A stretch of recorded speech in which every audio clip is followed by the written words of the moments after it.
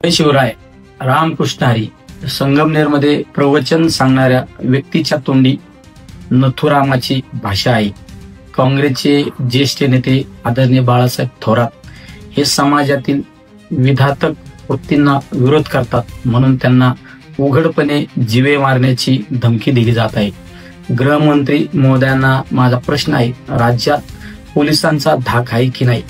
कीर्तनकार आता राज्याचे महसूल मंत्री राहिलेल्या व्यक्तीला उघडपणे जीवे मारण्याची धमकी देत आहेत. हे योग्य आहे का? महाराष्ट्रातील राजकारण आजपर्यंत कधीच इतक्या खालच्या थराला गेले नाही. कीर्तनामध्ये विशिष्ट नेत्याचा प्रचार करीत असल्यावर द्वेषाचे राजकारण जर कोणी करत असेल तर त्याला प्रश्न विचारणे हा सुद्धा खरा धर्म आहे. जर एखादी व्यक्ती असे द्वेषाचे विचार नारदाच्या गादीवर राहून मांडत असेल, खोट्या हिंदुत्वाच्या नावाखाली तरुणांची दिशाभूल करत असेल, तर त्यांना महाराज चुकीचे सांगू नका, तुम्ही अभंगावर बोला, हा जर प्रश्न विचारणं चुकीचे आहे का?